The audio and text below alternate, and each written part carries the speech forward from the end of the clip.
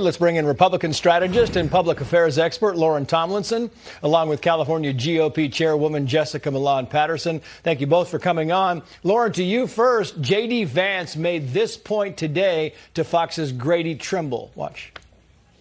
Younger voters don't realize sometimes that Kamala Harris is the reason why they can't afford groceries and they can't afford housing. This campaign is going to drive home that difference between Trump's policies and Kamala Harris's policies. And I think once we do that, younger voters are going to come home.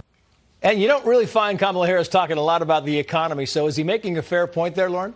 He is, because the fundamentals of this race have not changed. The Democrats switched the top of the ticket. They're enjoying a nice enthusiasm bump right now, and it's become tight again. But ultimately, this race ends up being a referendum on Biden-Harris over the past 4 years. Voters have to ask themselves how they feel right now in this moment about where they are with the economy, where they are with the cost of living, where they are with crime, immigration. These issues still remain the top issues on voters' minds. And even though Kamala today in Georgia was saying things like she wants to attack corporations and put caps on costs of living and other policies, I don't think that she can step away from how her policies with the Biden administration ended up increasing inflation. Yeah, that's exactly right. James Carville, by the way, said that they need to both defend and attack. Here. Look, she's going to get slaughtered. They're coming out. They're coming, and this is just part of no different than it was any other time. And they have got to get up and get ready, and they've got to be able to defend and attack at the same time. And there's going to be a time of struggle of definition as to who Vice President Harris is. I mean, the attack part seems pretty easy. They're doing that. It's defending their record they're having trouble with, Jessica. Absolutely. They're going to try and make the American people put blinders on to what's happened over the last 3.5 years. You can't talk about the border crisis and fixing the border crisis without talking about illegal border crossings being up 140% over the last 3.5 years. You can't ask America to see what they're not seeing. Yeah, I want to put this up. This is Nate Silver, 538, of course, his electoral college forecast. You see there, he's got President Trump, former President Trump, ahead 61.3. That's the percentage, the odds-on favorite to win the electoral college. Lauren.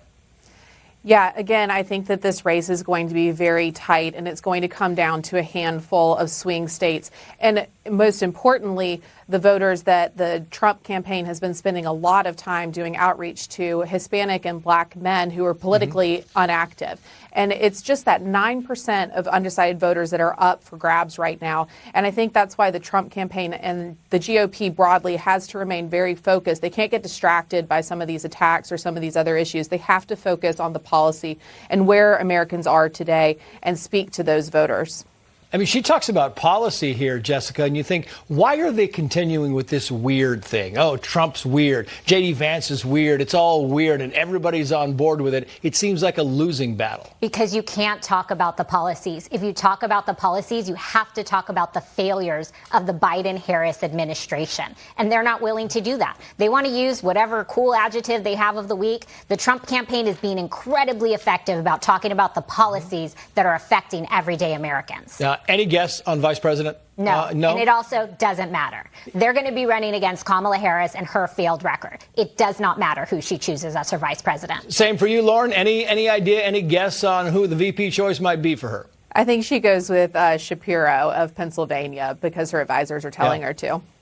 Okay. Lauren, Jessica, thank you both.